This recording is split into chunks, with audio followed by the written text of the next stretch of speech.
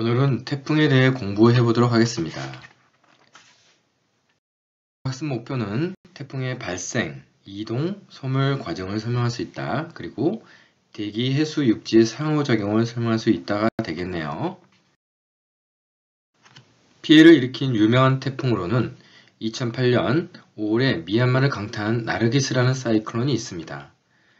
이렇게 생긴 모습인데요. 무려 13만여 명의 인명피해를 일으킨 녀석이죠.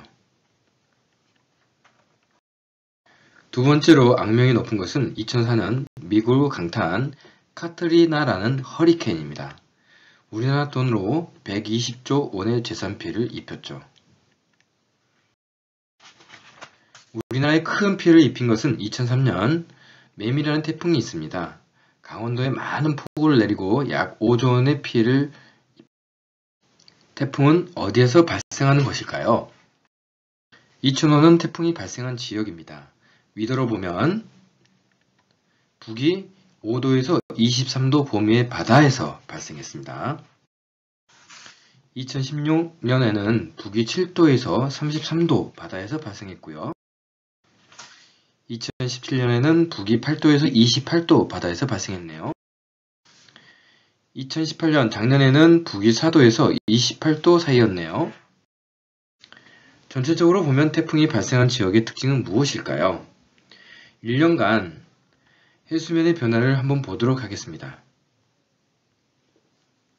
태풍이 발생한 지역은 이쪽이죠. 자, 이 지역은 해수면의 온도가 높은 지역이라는 것을 알 수가 있습니다. 실제로 태풍이 발생하기 위해서는 수온이 27도 이상이 되어야 합니다. 태풍은 북서태평양에서만 생기는 것은 아닌데요. 인도양과 대서양에서도 발생합니다. 이름이 태풍이 아닌 사이클론과 허리케인으로 불리는 것이 다른데요. 이 태풍들이 발생하는 지역의 특징을 이 그림을 보고 생각해 봅시다. 이 지역은 모두 수온이 높은 지역입니다. 그런데 여기서 한 가지 이상한 점이 있습니다. 여러분들도 찾으셨나요? 적도가 여기입니다. 수온이 제일 높을 텐데 태풍이 왜 하나도 안 생길까요? 자, 정리해 보겠습니다. 태풍은 위도로 볼 때 평균적으로 북위 5도에서 25도인 지역, 그리고 수온이 27도 이상인 바다에서 생긴다고 정리할 수 있습니다. 그리고 적도에서는 태풍이 생기지 않는다는 점을 기억해야 될 필요가 있겠네요. 그럼 이러한 조건들이 태풍의 생성에 무슨 영향을 줄까요? 일단 바다라는 점, 그리고 수온이 높으면 증발이 많이 된다는 점, 곧 태풍이 발달하기 위해서는 많은 수증기가 필요하다는 것을 유추할 수 있겠네요. 실제로 태풍을 움직이고 발달하게 하는 에너지원은 수증기가 물로 변할 때 방출 때는 열원이라고 합니다. 우리는 그것을 수증기 응결잡열이라고 얘기를 하죠. 다음으로는 적도에서는 태풍이 발생하지 않는데 적도에서 0이 되는 힘이 있습니다. 그 힘은 바로 물체가 움직일 때 오른쪽으로, 북반구에서 오른쪽으로 휘게 하는 힘인데 혹시 기억하나요? 네, 그것은 전향력입니다. 태풍의 거대한 소용돌이라고 할 수 있는데요. 전향력이 바로 이 소용돌이를 만들어내는데 중요한 역할을 한다고 보면 되겠네요. 자, 정리하자면 태풍 발생은 수온과 전향력과 관련이 있다는 것입니다. 그럼 태풍의 구조에 대해서 좀 더 자세히 공부해 봅시다. 태풍의 평균적인 크기는 지름이 1000km, 두께가 15km 정도 됩니다. 수평 크기에 비해서 수직 규모가 되게 작죠? 마치 CD처럼 말입니다. CD를 보시면 되게 얇은데 수평적으로 넓잖아요. 크기는 1000km가 넘기 때문에 태풍이 우리나라에 들어오면 일반적으로 한반도를 덮고도 남을 만한 크기인 경우가 많습니다. 가장 발달한 태풍의 모습을 보면 가장 중심에 눈이 존재하죠. 주변으로 나선형 구름띠 모양이 발달한 형태를 가지고 있습니다. 구름띠 모양이 이렇게 생겨 있죠. 태풍의 중심에 눈은 항상 존재하는 것은 아니고요. 어느 정도 세기로 발달할 때 생기는데요. 이곳은 날씨가 맑고 바람이 거의 불지 않는다고 합니다. 왜 그런 현상이 일어날까요? 네, 이곳은 주변에서 상승한 공기들이 주변에 이렇게 상승한 공기들이 빠져나가야 되는데 빠져나가지 못하고 중심으로 모이는 거죠. 그리고 그 공기가 다시 하강하기 때문입니다. 공기 하강은 구름을 없애서 날씨를 좋게 하죠.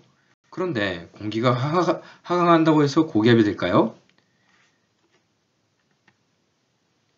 네, 기압의 분포를 볼까요? 기압의 분포를 보면 태풍의 중심이 가장 낮고 주변으로 갈수록 높아진다는 걸 알 수가 있죠. 주변보다 중심이 기압이 낮기 때문에 이것은 저기압인 거죠. 그리고 풍속도 보면 중심이 가장 강한 것이 아니라 중심에서 50에서 60km 떨어진 지점, 이곳이 가장 강한데요. 이것을 우리는 눈벽이라고 합니다. 이 부분을 얘기합니다.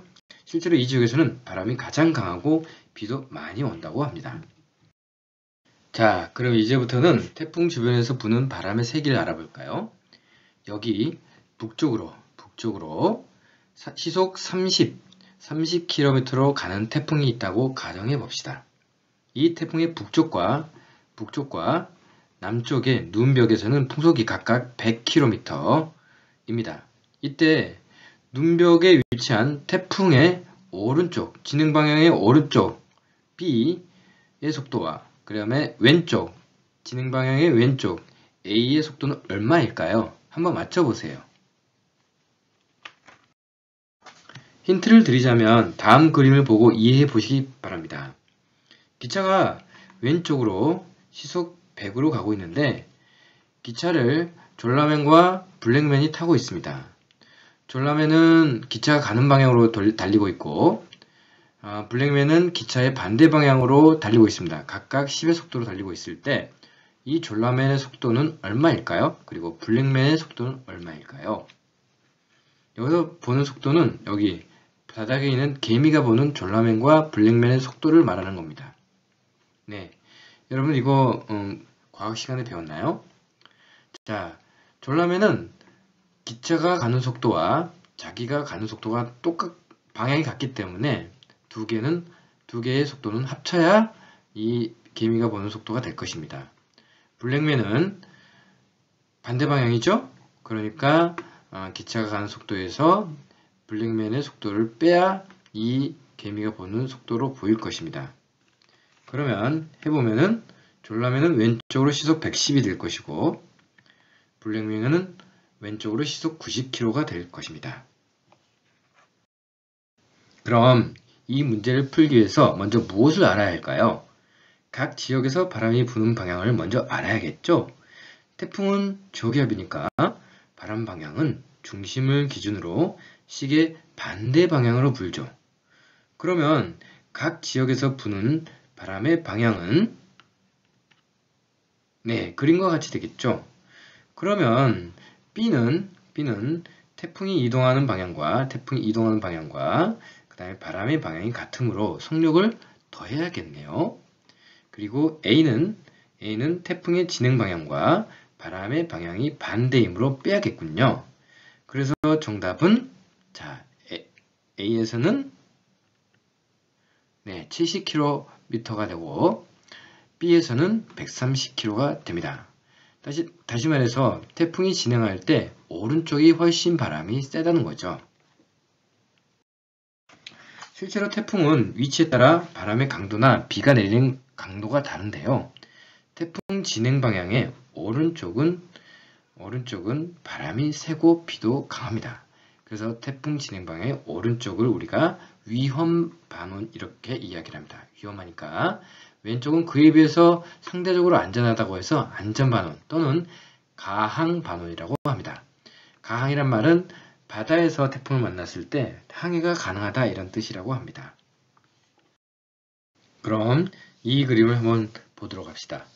부산과 서울 중 어느 곳이 더 큰 피해를 입을까요? 부산이죠. 왜요? 부산은 태풍 진행 방향의 오른쪽에 있기 때문입니다. 그래서 태풍이 어느 쪽으로 가느냐는 매우 중요한 문제가 됩니다. 다음으로는 태풍의 이동과 발달에 대해 알아봅시다. 작년 2018년 태풍이 발생해서 이동해 간 모습을 나타낸 것인데요. 전체적으로 보면 발생한 곳에서 북소진을 합니다. 일부는 중국 내륙 쪽으로 뚝 계속 북서진하고 일부는 30도를 기준으로 해서 북동진으로 바뀝니다. 전체적으로 정리하자면 북서진하던가 아니면 30도를 넘어서서 방향을 바꾸어 북동진 한다는 걸 알 수가 있습니다. 자, 여기서 잠깐 2003년 우리나라를 크게 피해를 입혔던 매매 영상을 보도록 하겠습니다.